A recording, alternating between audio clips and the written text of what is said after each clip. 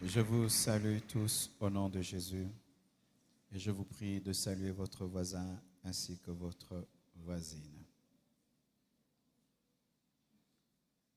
Soyez les bienvenus à ce culte des familles. Merci chorale. Et en soi, ce sera une semaine des familles. Le Seigneur m'a appelé à enseigner aussi sur la famille. Et il y a vraiment assez longtemps que je me suis vraiment apaisanti sur la famille. Parce que Dieu m'avait dit qu'une église en bonne santé est une église des familles en bonne santé. La force de l'église primitive, ce n'était pas le temple. La force de l'église primitive, c'était les familles. L'église se rassemblait plus dans les familles. Lorsque Pierre a été délivré de la prison, la première chose qu'il a faite, c'est qu'il est allé dans une maison. Parce que l'église était dans les maisons. Ainsi, aujourd'hui, je vais commencer une série d'enseignements sur le viol dans les familles. Je vais en parler aujourd'hui, je vais en parler mercredi, vendredi, jusqu'à dimanche prochain. Le thème de mon message ce matin, c'est Tamar, une femme abusée. Tamar, une femme abusée. Nous sommes debout, nous allons lire la parole. On peut stabiliser cette lampe qui clignote, s'il vous plaît. Elle me frappe là. 2 Samuel 13, 1 à 22. Vous lirez toute l'histoire à la maison. Je pourrais m'arrêter quelque part pour gagner le temps. 2 Samuel 13, 1 à 22. Après cela, voici ce qui arriva. Absalom, fils de David, avait une sœur qui était belle et qui s'appelait Tamar. Et Amnon, fils de David, l'aima. Amnon était tourmenté jusqu'à se rendre malade à cause de Tamar, sa sœur, car elle était vierge. Et il paraissait difficile à Amnon de faire sur elle la moindre tentative. Amnon avait un ami nommé Jonadab, fils de Chiméa, frère de David, et Jonadab était un homme très habile. Il lui dit, « Pourquoi deviens-tu ainsi chaque matin plus maigre, toi, fils de roi? Ne veux-tu pas me le dire ?» Amnon lui répondit, « J'aime Tamar, sœur d'Absalom, mon frère, donc sa demi-sœur. » Jonadab lui dit, « Mets-toi au lit et fais-le malade. Quand ton père viendra te voir, tu lui diras, « Permets à Tamar, ma sœur, de venir pour me donner à manger, qu'elle prépare un mets sous mes yeux, afin que je le voie et que je le prenne de sa main. » Amnon se coucha et fit le malade. Le roi vint le voir. Et Amnon dit au roi, « Je te prie que Tamar, ma sœur, vienne faire 2 gâteaux sous mes yeux et que je les mange de sa main. » David envoya dire à Tamar dans l'intérieur des appartements, « Va dans la maison d'Amnon, ton frère, et prépare-lui un mets. » Tamar alla dans la maison d'Amnon, son frère qui était couché. Elle prit de la pâte, la pétrit, prépara devant lui des gâteaux et les fit cuire. Prenant ensuite la poêle, elle les versa devant lui. Mais Amnon refusa de manger. Il dit, « Faites sortir tout le monde. » Et tout le monde sortit de chez lui. Alors Amnon dit à Tamar, « Apporte le mets dans la chambre et que je le mange de ta main. » Tamar prit les gâteaux qu'elle avait faits et les porta à Amnon, son frère, dans la chambre. Comme elle les lui présentait à manger, il la saisit et lui dit, « Viens, couche avec moi, ma sœur. » Elle lui répondit, « Non, mon frère, ne me déshonore pas, car on n'agit point ainsi en Israël, ne commets pas cette infamie. Où irai-je, moi, avec ma honte? Et toi, tu serais comme l'un des infâmes en Israël. Maintenant, je te prie, parle au roi, et il ne s'opposera pas à ce que je sois à toi. Mais il ne voulut pas l'écouter. Il lui fit violence, la déshonora et coucha avec elle. Puis Amnon eut pour elle une forte aversion, plus forte que n'avait été son amour, et il lui dit, « Lève-toi, va-t'en. » Elle lui répondit, « N'augmente pas en me chassant le mal que tu m'as déjà fait. » Il ne voulut pas l'écouter.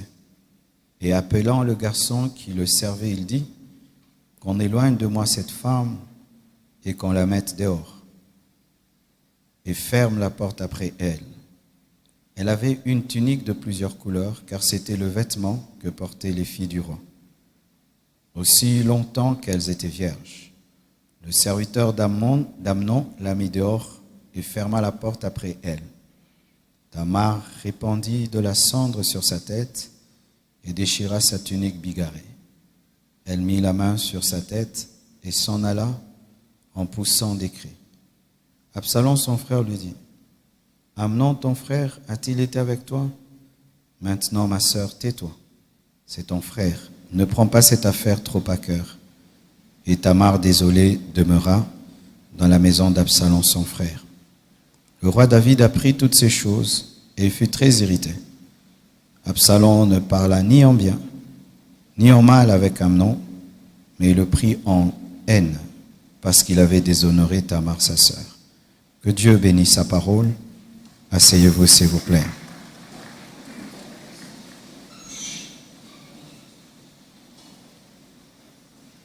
Tamar, une femme abusée. Mais pas seulement une femme abusée, mais aussi un homme abusé. On en parle rarement, mais aujourd'hui, il n'y a pas que des femmes violées.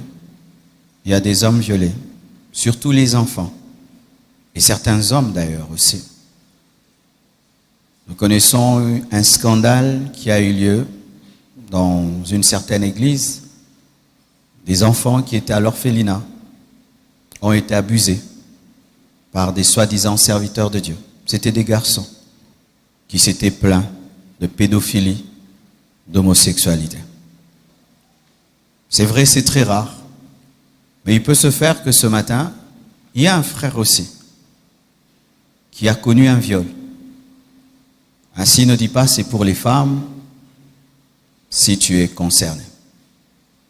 Et d'ailleurs là, déjà, j'aimerais équilibrer mon enseignement parce que souvent, les parents sont très regardants avec les filles, mais négligent les garçons. Les parents souvent veillent sur les filles, mais négligent les garçons. Mais nous sommes dans un monde d'homosexualité. Vous ne devez pas oublier cela. Nous sommes dans un monde d'homosexualité. Ainsi, tu peux demander, poser des questions à ta petite fille, mais jamais à ton petit garçon.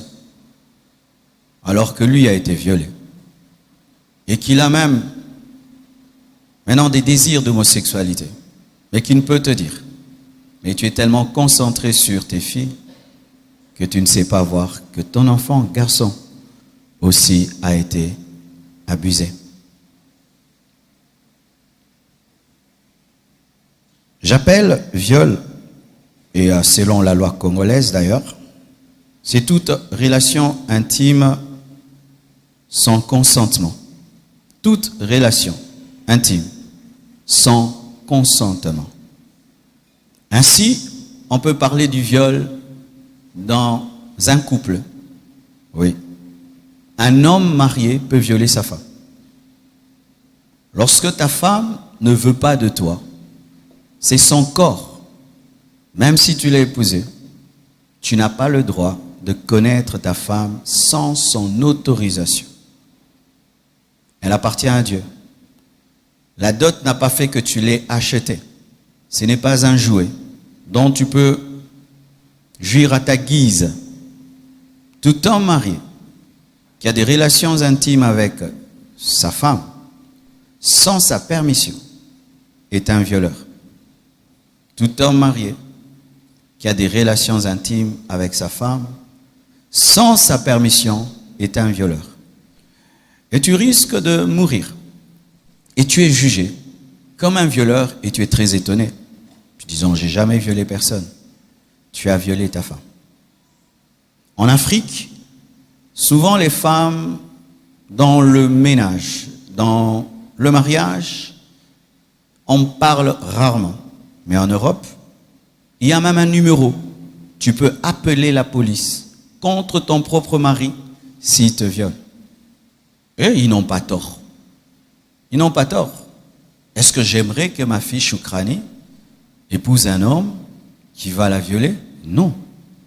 Lorsque nous nous mettons dans la peau de l'homme, nous disons que c'est grave. Mais quand tu penses que c'est ta fille, tu comprends. Ainsi, sachez que Dieu a établi un principe dans sa parole. C'est que tu ne peux pas connaître une personne sans sa permission. Alors, là, il y a déjà un débat, le consentement. Donc, si quelqu'un consent, ce n'est pas le viol. À un certain âge, lorsque la personne a déjà la maturité, c'est vrai, il n'y a pas de viol lorsqu'il y a le consentement.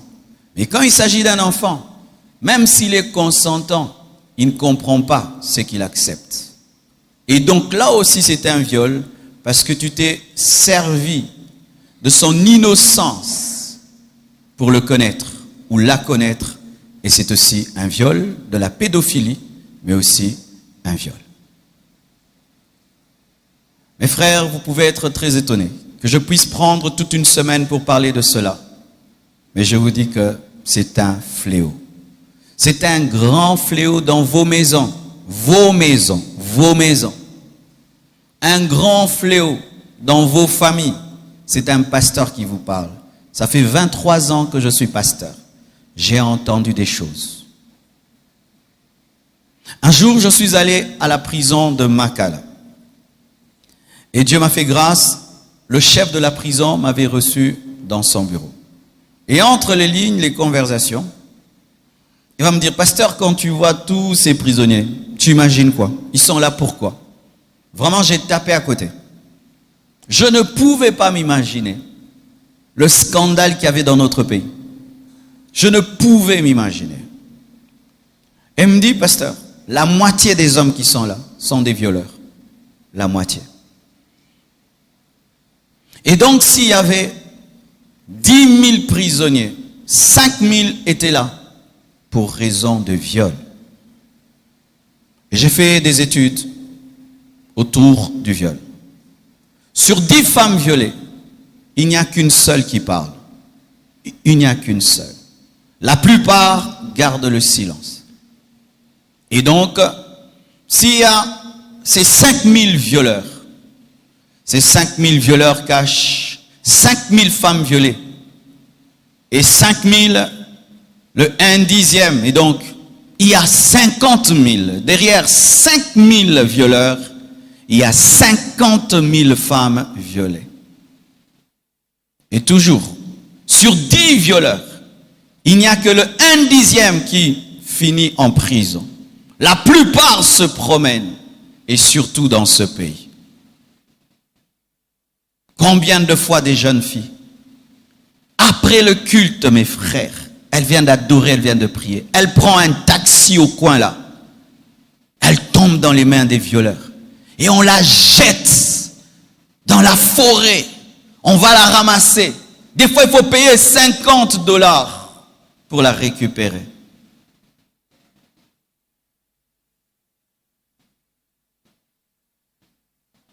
La Bible est un livre tellement complet, est un livre tellement profond. C'est pourquoi j'aime la Bible. Il y a de la matière sur toutes choses. Et nous voyons là, dans la maison du grand David. Le David prophète, dans la maison du prophète, dans la maison de l'homme selon le cœur de Dieu. Dans la maison du grand psalmiste. Mais il y avait le viol. Parce que quand je vais commencer à parler, tu vas dire, pas chez moi, es-tu plus que David? Dans la maison du grand David, L'homme qui chantait et les démons fuyaient. L'homme qui a tué Goliath. L'ancêtre de Jésus-Christ. Il y a eu le viol. Alors ne dis pas chez moi. Peut-être tu n'es pas au courant. Parce que s'il y a un domaine dans lequel il y a la honte, le tabou, c'est le viol. Jusqu'à ce que les gens parlent ou que Dieu révèle.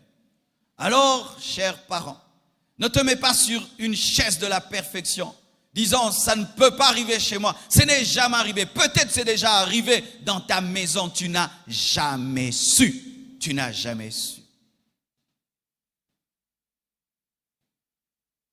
Alors ce matin, je vais vous parler de 4 personnes autour de Tamar. Je vais vous parler de David. Je vais vous parler d'Absalom. Je vais vous parler de Tamar elle-même. Et je vous parlerai d'Amnon. Qui est David? David représente les parents. Et quand je dis parents, je ne parle pas que de papa. Même si c'est un homme, David représente papa et maman. Et dans ce contexte, David est un mauvais père. Un très mauvais père. Et il ressemble au père moderne et aux mères modernes d'aujourd'hui. Un père super occupé, qui n'a pas le temps de vérifier les choses. Pourquoi je dis cela? Bien-aimé, Amnon et Jonadab, son ami, connaissaient la faiblesse de David. C'était un homme tellement occupé qu'il ne suivait pas les détails dans sa maison. Tellement en train de chercher la victoire sur ses ennemis. Des psaumes à chanter qui ne suivaient pas les détails. Il ne pouvait pas connaître une vraie maladie. Différencier la vraie et la fausse maladie. Son enfant a menti qu'il était malade. David, le prophète, ne l'a pas vu. Pourquoi? Il était pressé de passer à autre chose. Si David s'était concentré sur la maladie d'Amnon, il allait découvrir qu'il était en train de mentir. Mais comme il avait un programme chargé, un agenda royal très chargé, il n'a pas pu voir que c'était une fausse fièvre, que c'était un mensonge, qui avait une puissance des ténèbres derrière son propre fils. David, c'était un père insensible spirituellement, qui ne peut capter la présence des démons dans sa maison. David, c'est un père naïf qui croit tout ce que les enfants disent. David, un père naïf qui croit tout. Papa, je suis malade. Ok, il est malade. Tu veux quoi? Je veux que ma soeur prépare pour moi. Il ne peut voir qui a son fils qui a de l'attirance pour sa propre soeur. Un père qui est aveugle. Il ne voit pas que son fils ne se comporte pas normalement envers sa soeur. Parce que je vous assure, ce n'est pas directement qu'Amnon est passé au viol. C'est sûr qu'il avait commencé à avoir des conversations bizarres, des attitudes bizarres. Et si David était sensible et spirituel, il allait comprendre qu'il y a quelque chose. Et quand Amnon allait demander qu'elle puisse, que Tamar allait préparer dans sa chambre, il allait refuser et envoyer quelqu'un d'autre. Pourquoi tu veux seulement la nourriture de Tamar?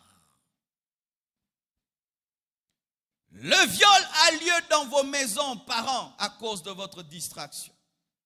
Le viol a lieu dans vos maisons, parents, à cause de votre naïveté. Vous refusez de voir vos enfants tels qu'ils sont, qu'ils ont grandi. Tu refuses de voir les problèmes que peut engendrer l'habillement de ta fille. Tu refuses de voir l'attitude bizarre entre le cousin et ta fille. Tu refuses de voir l'attitude bizarre du travailleur avec ta fille. Tu refuses de voir l'attitude bizarre de l'oncle avec ta fille. Tu refuses de voir. Tellement que tu veux passer à autre chose. Nous sortons le matin, nous rentrons à 21h. Nous sortons, nous rentrons et nous n'avons pas le temps de causer. David ne causait pas avec ses enfants. David ne causait pas avec ses enfants. Ainsi, ses enfants pouvaient le duper. On savait que papa est très pris. Et je vous assure, en ce temps où les parents ont tout le temps le nez dans le téléphone, le nez dans la télévision, tellement de choses arrivent et ils ne le savent pas. Ils ne le savent pas. David. C'était un homme qui manquait la sensibilité spirituelle, qui manquait le temps pour causer avec ses enfants. Je t'assure, maman, si tu causais bien avec ta fille, elle t'aurait déjà dit que quand elle va à l'école, le professeur essaye de la toucher. Mais quand elle revient, qu'est-ce que tu fais? Voici ta nourriture, mange, c'est tout ce que tu lui dis. Ainsi, elle ne peut pas te dire que le professeur de gymnastique a des attitudes bizarres. Tu ne causes pas avec ton fils. Il revient de l'internat. Oh, tu as eu combien? 50%. Tu me fais la honte, tu me fais la honte. Mais tu ne sais pas pourquoi il est passé de 80% à 50%. Peut-être qu'il a été violé. Et tu ne sais pas. La seule conversation que les parents maintenant ont, tes points c'est comment? Tes points comment? Va manger. Tes points comment? Tu te maries quand? Va manger. Tes points comment? Tu as besoin de quoi? C'est tout ce que nous savons. Mais les enfants vivent tellement de choses. Tellement de choses.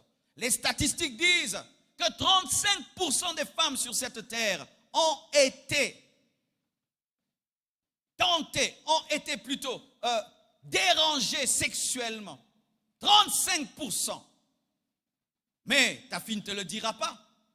Pourquoi? Parce que dans votre conversation, il y a des tabous. Dans votre manière de parler, il y a des tabous.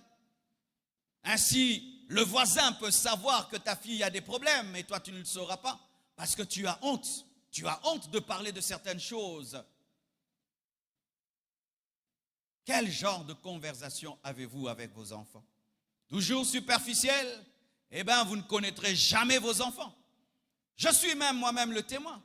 Mes frères, il y a des choses qui me sont arrivées de 7 ans à 10 ans que jusqu'aujourd'hui mes parents ne connaissent pas. Jusqu'aujourd'hui, ils ne connaissent pas de 7 ans à 10 ans.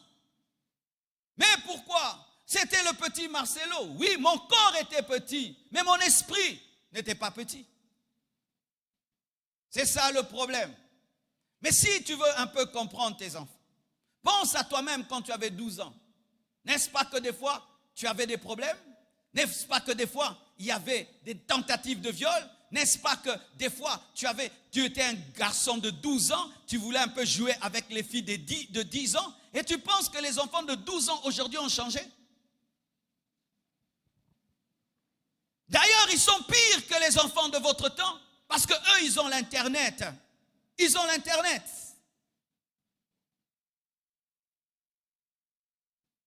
David, un grand homme, oui, un grand roi, oui, mais un mauvais père. Oui, tu peux réussir sur le plan professionnel, mais être un mauvais père. Tu peux réussir sur le plan professionnel, être une mauvaise mère. Tu peux réussir sur le plan académique, mais tu es un mauvais père. Et d'ailleurs, qu'est-ce qui arrive? C'est que l'échec dans le couple, l'échec dans la famille, t'enlève même la joie du succès professionnel. Comment tu seras dans la joie? Tu as tout, mais ta fille a été abusée. Tu as tout, ton garçon a été abusé. Ainsi, nous veillons sur nos finances, nous veillons sur nos maisons, nous veillons sur nos biens, mais nous ne veillons pas sur nos enfants. Alors que nous les avons demandés dans la prière. Seigneur, donne-moi les enfants. Seigneur, donne-moi les enfants. Dieu te les donne, tu ne t'en occupes pas. Et sachez, chers parents, que nourrir un enfant, ce n'est pas extraordinaire. Même la poule nourrit ses enfants. Même l'aigle nourrit ses enfants. Alors ne dis pas que je suis un bon père parce que je les nourris. Les animaux aussi nourrissent leurs enfants. Ils en prennent soin, ils les protègent. Dialoguez avec vos enfants. Devenez les amis de vos enfants. De sorte que lorsque quelque chose de mal arrive, je vais le dire à maman, je vais le dire à maman, je vais le dire à papa, je vais le dire à papa. Et si réellement quelque chose est arrivé, tu peux intervenir avant que ça ne se passe 2 fois, 3 fois, 4 fois, 5 fois. Car certains ont été violés pendant 10 ans. 10 ans. 10 ans violés. Violés par un membre de famille. Et on menace l'enfant. Si tu le dis, tu vas détruire la famille. Si tu le dis, personne ne va te croire. Si tu le dis, tu seras un mauvais enfant. Et la personne garde pendant 10 ans. 10 ans. Où sont ces parents qui ont des enfants violés pendant 10 ans?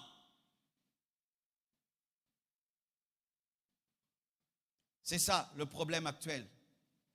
Et je vous assure, ici au Congo, c'est terrible. Je suis allé à Bukavu. Et par la grâce de Dieu, j'ai visité l'hôpital du pasteur Dr Mukwege.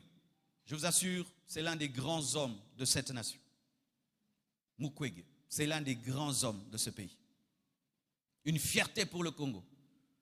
Quand j'ai rencontré cet homme, j'ai senti un homme grand. Et cet homme a consacré sa vie à réparer physiquement les femmes par la chirurgie, mais aussi spirituellement parce qu'il est pasteur. Alors lorsque je suis allé visiter l'hôpital, dans ma tête, c'est que j'allais trouver des femmes en train de pleurer, de haïr et tout. Et j'arrive là, je trouve des centaines de femmes en train de chanter, d'adorer, de parler en d'autres langues. J'étais très étonné. Et alors je leur ai dit, que voulez-vous que je fasse pour vous? J'ai cru qu'elles allaient me demander de l'argent. Elles ont dit, la paix. Que Dieu nous donne la paix. Que Dieu nous donne la paix. Nous ne voulons que la paix. Et parmi ces femmes, j'ai trouvé des vieilles dames, des vieilles femmes aussi, violées, des grands-mères violées, des tout petits enfants violés. Elles demandaient une chose, la paix. David avait ce défaut. Lorsque vous lisez la parole de Dieu, la manière dont Amnon l'a eu et lui a demandé sa sœur, et il a accepté qu'elle aille préparer. Vous allez voir aussi lorsque Absalom a voulu se venger d'Amnon, qu'est-ce qu'il est allé faire? Il est allé voir encore David. Papa, est-ce que tu permets que tous les enfants viennent chez moi parce que j'ai une fête, c'est la période de l'attente de mon bétail. Ok? J'accepte. Et tout le monde va et Amnon meurt là-bas. C'était un papa qui dit toujours oui. Oui, il ne discerne pas. Papa, j'aimerais dormir tel endroit. Oui. Papa, j'aimerais aller en vacances chez les cousins. Oui. C'est pas parce que certains cousins viennent dormir chez vous que tes enfants doivent dormir là-bas. Chez toi, eux, ils sont en sécurité. Mais là-bas, tes enfants sont en insécurité. Ce n'est pas donnant. Chez moi, j'ai des travailleurs que je contrôle, que je discipline. Chez toi, tu as des travailleurs que tu ne contrôles pas. Je ne vais pas t'envoyer mes enfants, même si toi, tu m'envoies tes enfants. Ce n'est pas parce que les enfants de tes amis viennent chez toi et que tes enfants aussi doivent aller là-bas. Quand les enfants des autres sont chez toi, tu es regardant, tu suis très très bien, tu contrôles tout. Mais quand toi, tes enfants vont là-bas, on les laisse avec des garçons, on les laisse avec tout le monde. Ce n'est pas du donnant.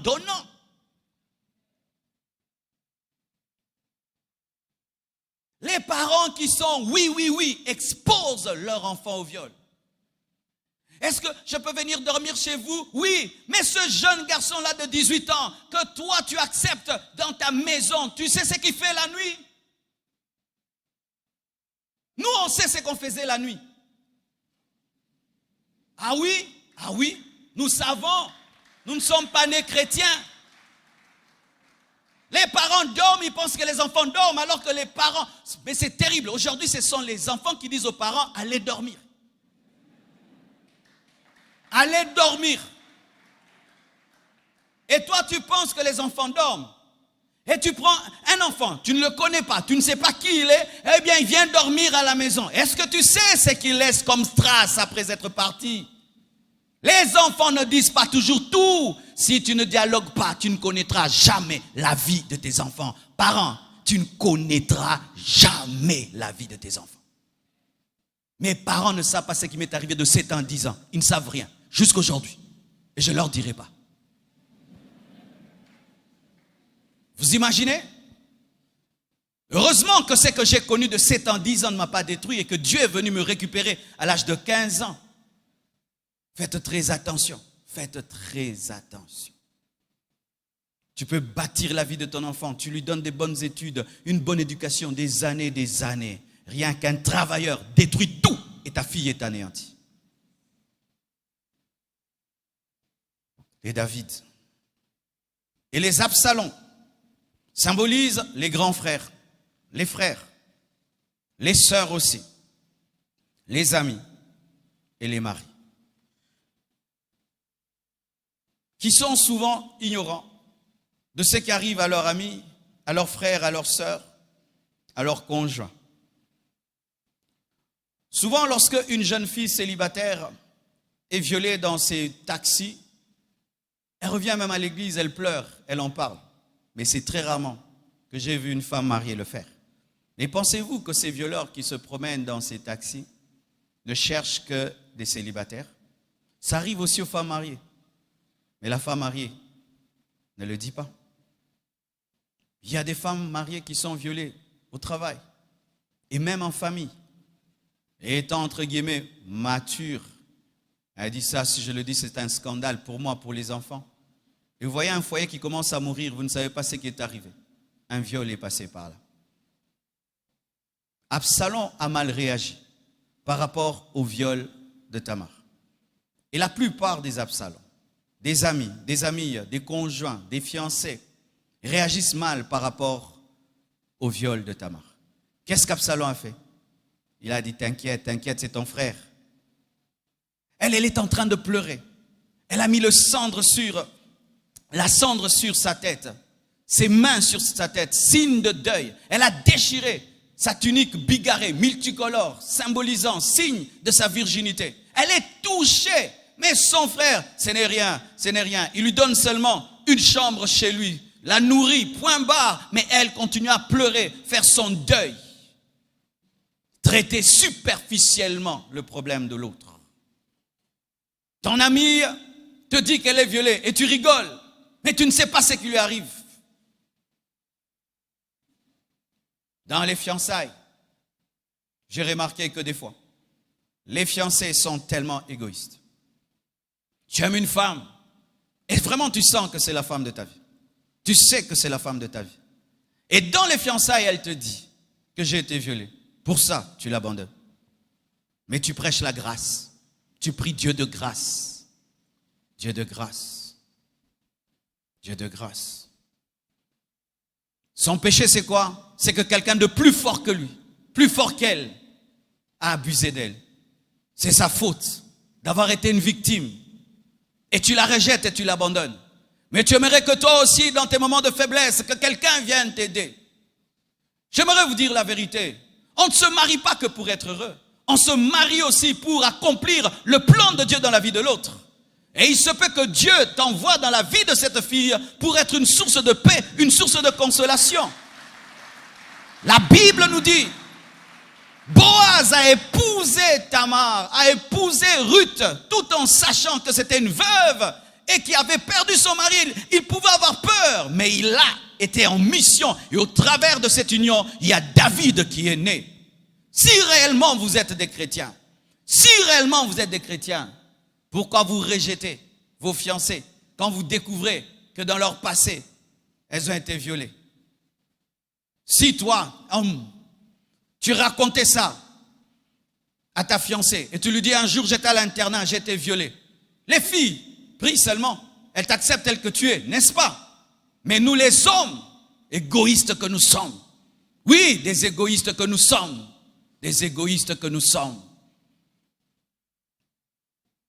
Lorsque nous commettons l'adultère, la femme doit pardonner. Quand la femme commet l'adultère, il faut la répudier. Comme si la Bible n'est que pour nous les hommes. Et alors, ça fait que les filles deviennent hypocrites. Elles cachent des parties de leur vie. Elle a une blessure en elle. Elle a mal. Mais elle ne peut pas te dire. Parce que si elle te dit, tu vas la rejeter pour quelque chose qu'elle a subi quand elle était enfant. Pour quelque chose qu'elle a subi malgré elle. J'aime une histoire que je viens d'entendre. Une fille a été violée pendant son enfance. Pendant plus de 8 ans. Par un homme. Elle rencontre un homme. Elle lui dit toute la vérité.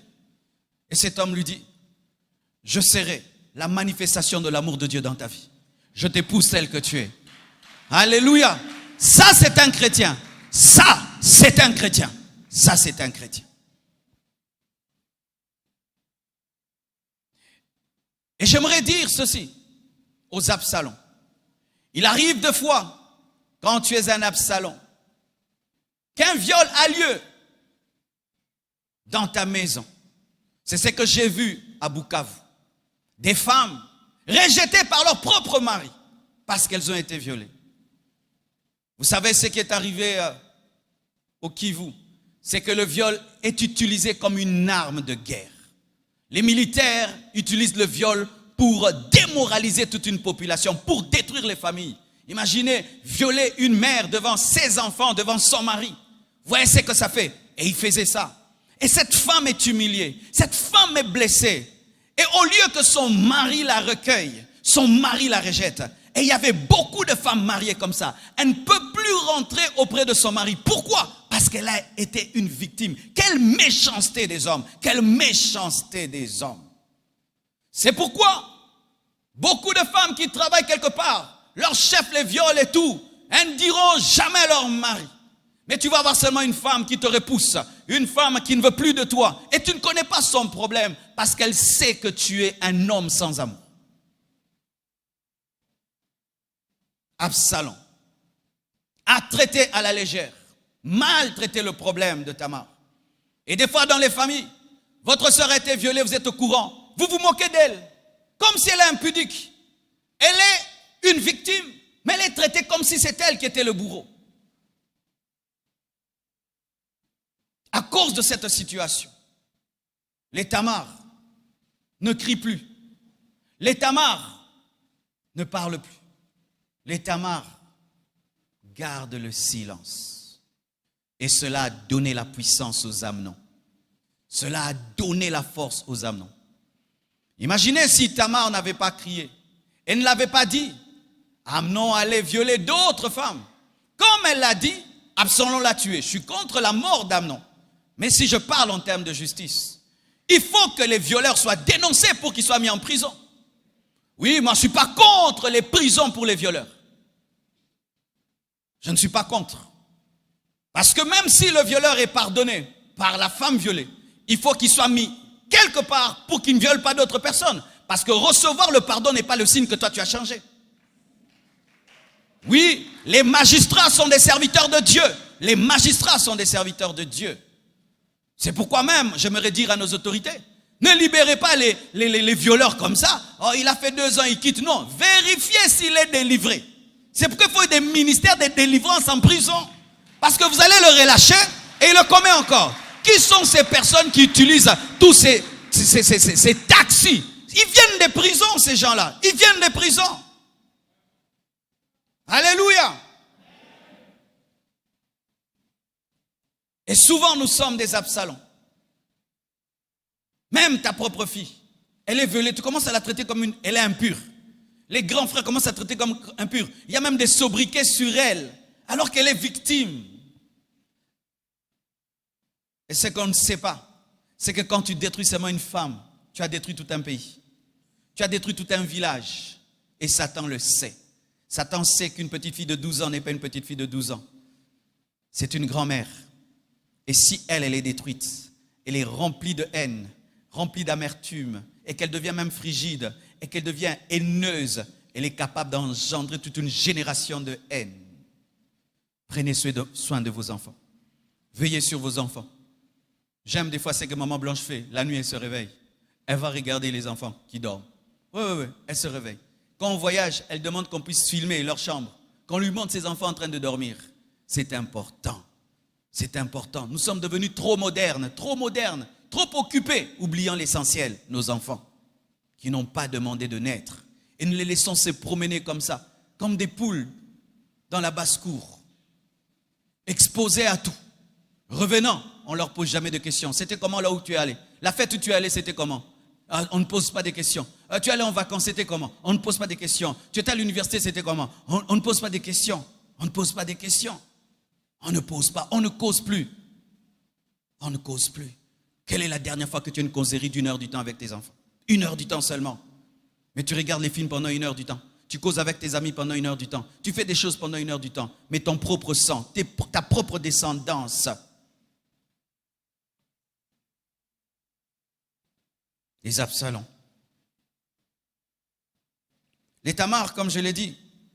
Tamar, c'est une fille abusée. C'est aussi une mère abusée. C'est aussi un garçon abusé. Et vous savez, un garçon abusé, ça c'est vraiment terrible, les garçons. Moins que les filles en parlent. Une fille déjà peut en parler, mais un jeune garçon. Vous savez que beaucoup de jeunes enfants ont découvert très tôt l'intimité par des grandes filles qui habitent la maison. Et vous disent jamais ça, ces garçons ne vous diront jamais ça. Que tel. Et tu as des enfants pervertis à la maison. Tu n'es pas au courant. Pourquoi? Tu es superficiel. Tu n'es pas profond. Tu n'as pas d'amitié avec les enfants. Et les enfants très tôt sont attirés par le mal, sont infectés par le péché. Et imaginez une Tamar, et ça m'avait choqué. Une fille qui est violée, mais n'est pas seulement violée, elle tombe enceinte de son violeur, de son bourreau. Et vous savez, je prêchais ça. Je disais, il faut toujours pardonner, il faut toujours pardonner. Et tu sais, des fois, tu prêches des choses, tu te dis, mais ça, c'est vrai, c'est la vérité. Mais est-ce que quelqu'un peut appliquer cette parole? Même si on te viole, il ne faut pas avorter. Je prêchais ça jusqu'à ce que je rencontre une personne qui a pratiqué cette parole. Ça, c'est un ange. C'était toujours une émission de Mukwege. Il était allé en Europe. Et on avait reçu une femme. Elle témoignait comment elle était violée 2 fois. Elle est tombée enceinte 2 fois. Elle n'a pas avorté ses enfants. Lorsqu'elle regardait le bébé lui rappelait le meurtrier, le violeur. Il avait son visage. Elle haïssait l'enfant. N'arrivait même pas à l'allaiter. Mais quand l'évangile a touché son cœur, elle a aimé l'enfant. Elle a dit, c'est un innocent. C'est un innocent. Elle a gardé ses enfants. Elle les a aimés. Ça, c'est être chrétien. Oui, ça nous bouleverse. Mais c'est ça être chrétien. C'est ça être chrétien. Regardez ce que nous sommes. Nous sommes le produit de Dieu, mais nous ressemblons au diable. Est-ce que Dieu nous a tués? Dieu est en train de travailler à nous changer. Et cette femme s'est comportée comme Dieu. Elle a refusé de tuer le fruit de ses entrailles, même si la sémence venait d'un violeur. Elle a refusé. Elle a refusé. Mais la plupart avortent. Et puis, certains, ça se passe très mal. Et puis, curettage. Et puis, des fois, stérilité. D'autres Tamar deviennent des femmes qu'on ne peut épouser parce qu'elle est frigide. Elle a de l'aversion pour l'homme parce qu'elle voit dans chaque homme l'homme qui l'a violée. Et il y a beaucoup de Tamar dans les églises. Beaucoup de Tamar dans les familles. Tamar, si tu es là et tu m'écoutes, je te prie de faire une chose. Parle à quelqu'un. Dans le monde, il y a des psychologues qui écoutent seulement, car le fait de parler te défoule et te guérit. Et si dans la famille il n'y a personne, cherche un serviteur de Dieu. Et si tu n'as pas confiance à un homme de Dieu, parle-en vraiment à Dieu sincèrement. Car si tu es dans la haine et dans la rancune, tu risques de rater le ciel. Et cette haine va déformer ta personnalité. Si tu es marié, ça va t'empêcher d'aimer ton mari au maximum. Et si tu n'es pas encore marié, tu ne sauras pas te donner totalement en amour. Ce qui fait que tu ne seras jamais à 100%. Ni pour ton mari, ni pour tes enfants. Parce qu'un blessé blesse toujours. Jésus-Christ est venu afin de guérir les cœurs brisés. Jésus est venu te guérir de cette blessure. Jésus est venu te guérir de cette blessure. Tamar, dis-le à quelqu'un. Dis-le à Jésus. Dis-le à ton mari. Dis-le à ton fiancé. Dis-le à un ami de confiance, une amie de confiance, dis-le. C'est pourquoi pendant cette semaine, je demande au département des couples de nous aider. D'aider ceux qui font la cure d'âme. De nous envoyer des mamans. De nous envoyer des sœurs remplies de l'esprit. Parce que Dieu m'a dit que beaucoup auront besoin de se confier. Parce qu'il y a des choses terribles dans les familles. Terribles dans les maisons. Surtout quand le viol provient de ton père. Ah oui. Certaines filles ont été violées par leur propre père. Un jour, là où j'habitais à Lemba, on a entendu crier dans la famille voisine. Qu'est-ce qui s'est passé? Papa s'est enivré et il a violé le bébé. Les gens ont dit sorcellerie. Ce n'était pas la sorcellerie. Je vais parler de cela en semaine. Qu'est-ce qui pousse quelqu'un à faire cela. Imagine cette jeune fille quand elle grandira. Mais il faut trouver quelqu'un. Il faut en parler. Il faut en parler pour être guéri.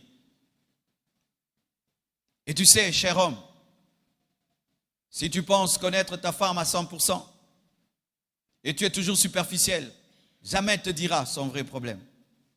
Chère femme, si tu es superficiel avec ton mari, jamais il te dira que dans sa jeunesse, il a été violé. C'est pourquoi toute superficialité fait de nous des David. Fait de nous des David. Le problème de la maison de David, c'était la superficialité. Oh, tu te sens mal. Ok, tu veux quitter. Ah, Tamar, allez, va lui préparer. Oh, tu veux quoi? Ah, je veux que tous viennent à la fête. Allez à la fête. Il meurt. C'est ça. Traiter les choses. Élaguer les choses. Élaguer les choses. Régler les choses. Même des enfants. Eh, tu dis quoi? Des fois même, on parle aux enfants, on ne les regarde pas. Tu ne remarques pas que ta fille, ça fait 1 mois, elle est triste. Ton garçon, ça fait 1 mois, il est rempli de colère. Tu ne remarques même pas l'attitude qui change des enfants. Tu ne les regardes plus. Tu ne les regardes plus. J'ai remarqué les enfants d'aujourd'hui. Quand ils te voient, tu es trop au téléphone, lui aussi prend un téléphone. Il fait comme toi. S'il voit, il te parle, tu es trop au téléphone, il arrête de te parler, il se lève, il va faire autre chose. Et nous sommes en train de rater des fois des occasions où ils veulent confesser des choses. Ils veulent dire des choses. C'est le jour où il avait le courage. Je vais le dire. Pendant qu'il te parle. Parce qu'il ne va pas commencer directement par la vraie conversation. Il commence souvent par une, un peu moyenne, et puis en profondeur. Mais pendant qu'il veut, toi tu es au téléphone, et puis il ne te dira jamais. Parents, mettez des fois vos téléphones de côté. Regardez vos enfants, parlez. Mettez vos téléphones de côté, éteignez les télévisions. Regardez vos filles, regardez vos garçons. Prêtez l'oreille et l'attention, tu découvriras.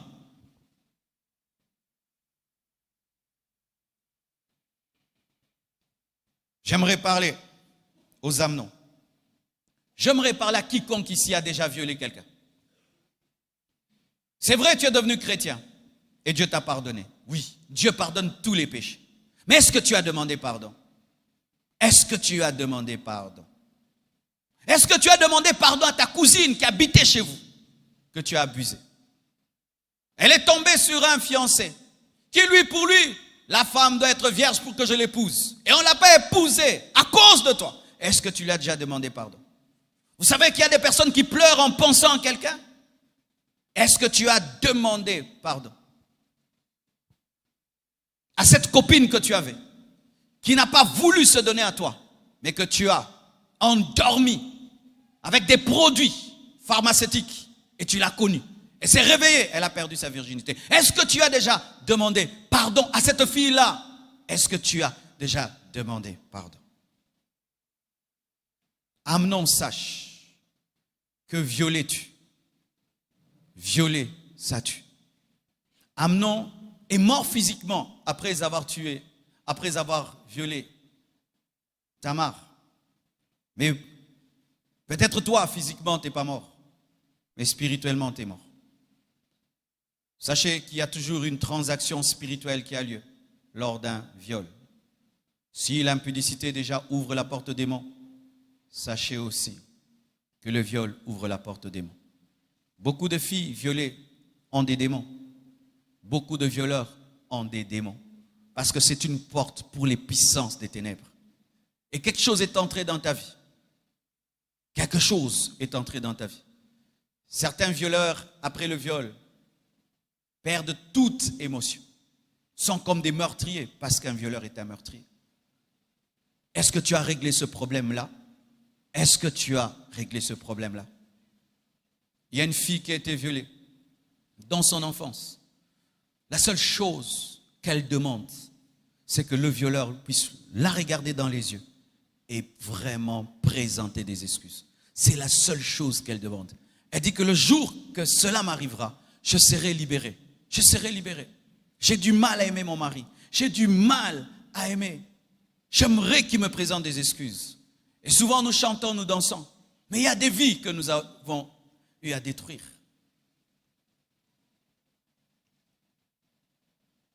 Et je termine en donnant 2 ou 3 conseils. Le premier conseil que je donne aux Tamar. Aujourd'hui, je suis très étonné par l'insouciance des femmes. Moi, si j'étais une femme, par exemple, J'entends tous ces viols qui ont lieu. Ces taxis et tout. Je ne prendrai pas un taxi comme ça. Vraiment, je vais veiller sur ce taxi avant de le prendre. Et vraiment, je veillerai à ne pas le prendre seul. Ou ça doit être un taximène que je connais bien. Mais vraiment, je vais faire attention. Vous prenez des taxis à 22 heures. Vous ne voyez pas bien qui est dedans. Vous avez confiance facilement. Et aussi, je serai sensible. Parce que Amnon, la Bible nous dit, avant de violer Tamar, a chassé tout le monde de sa chambre. C'est dire quoi? Il a créé le climat propice pour le péché. Et une femme, Dieu vous a donné une sensibilité. Tu peux sentir que cet homme est bizarre. Tu peux sentir que le tonton là n'est pas plus un tonton. Le cousin là n'est plus un cousin. Que le prof de gymnastique là, ce n'est plus un chef de gymnastique. Tu peux sentir ça. Mais comment, malgré ce que tu sens, tu vois Amnon en train de chasser tout le monde de la chambre, tu dis qu'il veut manger. Soyez prudente. Et voici un conseil encore que j'aimerais donner aux parents. Évitez la promiscuité. Évitez d'avoir une maison avec une seule chambre ou deux chambres, mais vous y mettez les oncles, les tantes, 3 familles dans une maison. C'est du désordre. Au nom de l'hospitalité, vous détruisez la vie de vos enfants. La plupart des temps, là où il y a promiscuité, il y a souvent le viol. Une seule douche pour 10 personnes. Une seule chambre pour 7 personnes, garçons et filles. Le diable aime la pauvreté parce qu'il opère facilement dans la pauvreté. Un enfant qui a sa chambre seul et qui peut fermer à clé est plus protégé qu'un enfant qui dort avec 4 garçons, 3 filles. Tu ne sais pas qui est qui et qui fait quoi. C'est pourquoi, ayez, chers parents, la force et la personnalité de dire, telle personne n'habite pas chez moi. Ma maison, ce n'est pas l'aéroport du village. Mais oui, ta maison, ce n'est pas l'aéroport du village. Tel oncle, quand il vient, il descend chez toi. Tel autre, il descend chez toi. Non, ta maison n'est pas l'aéroport. Et si tu deviens l'aéroport, tu vas recevoir aussi les colis du village. Tu as le droit de dire, personne n'habitera chez moi en cette période-ci. Tu n'es pas méchant. Tu n'es pas méchant. Ta première responsabilité, ce sont tes enfants. Et si toi, au nom de la famille élargie, tu détruis ta famille restreinte, tu es un pécheur. Tu es un pécheur. Les chrétiens se culpabilisent pour rien. On vous culpabilise pour rien. Souvent, nous avons l'esprit africain au lieu d'avoir le Saint-Esprit.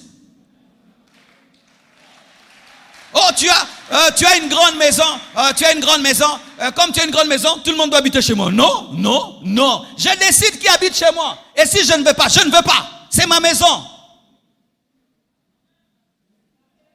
Un oncle au village, il t'envoie le cousin sans te prévenir. Le cousin seulement débarque devant chez toi. Oh, je suis là. Je te paye le billet. Tu rentres chez celui qui t'a envoyé. Je te paye, je te remballe. Oh, je vais te remballer. Faites des réunions de famille, je m'en fous. Vous ne faites rien pour moi. Vous me nourrissez? Mais c'est ça le problème aussi. Vous avez peur des gens qui ne font rien pour vous. Vous avez peur de blesser les gens. Tout homme blesse quelqu'un. Quand tu vis dans l'excellence, tu blesseras toutes les personnes médiocres. Quand tu as décidé de vivre dans l'excellence, tu blesseras les médiocres. Donc toi, tu veux réjouir toute ta famille élargie pendant que tes enfants sont violés? Ou tu ne sais plus contrôler ce qui se passe dans ta maison? Tu ne sais pas qui est dans la douche et qui est sorti. Des accidents dans les douches. Oh, je sais ce que je dis, hein. Je sais ce que je dis. Je ne prêche pas en l'air, je sais ce que je dis. Tu as des tout petits enfants de 12 ans, 12 ans, 12 ans, et puis tu prends une grande fille de 25 ans, fille avec elle. Elle enseigne quoi à tes enfants? Un grand garçon avec tes tout petits enfants, il enseigne quoi? Au nom de l'hospitalité africaine, il y a eu beaucoup d'inceste dans les maisons. Beaucoup d'inceste, beaucoup de viols. Et au nom de l'Afrique, on ne dit rien. On ne dit rien. Pourquoi? Parce que tu ne vas pas détruire la famille. Et ainsi, ta vie est détruite, mais la famille continue. Et maintenant, tu as des démons dans ta vie, des esprits dans ta vie, des frigidités dans ta vie. Tu as le droit de dire, chérie, nous avons 2 chambres. la chambre là, je ne suis pas convaincu de mettre 4 garçons. Parce que ce qui est bizarre des fois, tu es un jeune marié. Ta femme a 10 ans, a 18 ans. Et toi, tu prends des gaillards de 30 ans dans ta maison. Et toi, tu es tout le temps au boulot. Et se promène avec des culottes et des torses nus poilus. Et puis tu laisses tomber ça. Je vous vire tous. Vous quittez ma maison. Vous quittez ma maison. Dites ce que vous voulez, c'est ma maison. Ton problème, c'est quoi? C'est que tu es autoritaire partout, mais sauf là où tu dois être autoritaire. C'est ça certains hommes. Ils sont autoritaires partout. Sauf là où on est autoritaire. Autoritaire, où est mon poulet? Ah oui, où est mon poulet? Où est mon thé? Où est mon thé? Où est mon poulet? Mais on t'envoie un villageois qui débarque chez toi à 2h du matin et il va habiter chez toi. Je te remballe et je te donne la provision. Et j'appelle celui qui t'a envoyé, je dis, n'ose plus jamais. Ah, tu as peur de la sorcellerie. C'est ça encore l'Afrique, la sorcellerie. Vous savez que beaucoup de sorciers ne sont pas des sorciers. Ils ont seulement des visages bizarres.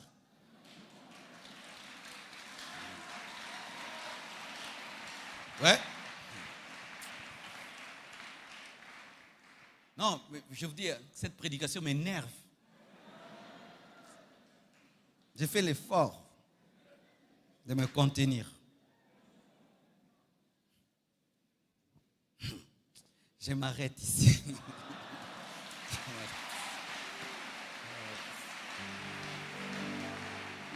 Tenons-nous debout. Oh Seigneur, Seigneur. Tu peux réparer celui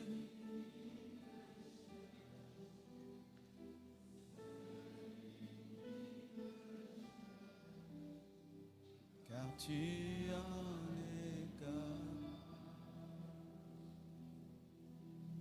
Tu peux celui qui te cherche, celui qui te cherche, car tu en es capable. Tu peux réparer celui qui te cherche, celui qui te cherche, car tu en es capable.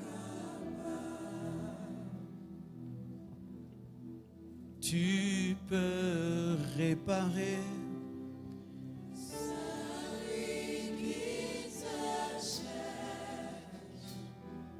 celui qui te cherche, car tu en es capable.